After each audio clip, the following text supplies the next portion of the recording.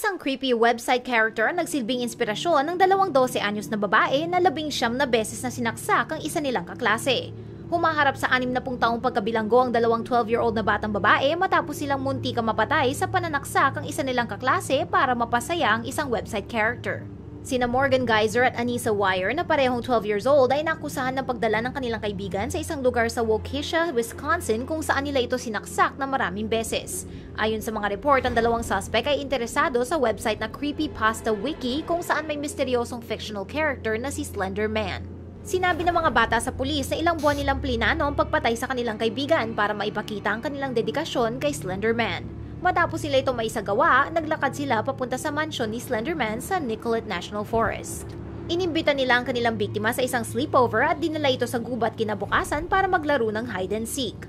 Habang sila ay naglalaro, hindi na sana nila itutuloy ang kanilang plano hanggang sa naglakas loob si Geyser na inatake at sinaksak ang biktima ng 19 na beses sa kanyang katawan, braso at paa. Nadiskubre ng isang cyclist ang biktima na gumapang sa nalalapit na kalsada. Ipinaglalaban ng biktima ang kanyang buhay at ayon sa pulis, siya ay nasa stable condition.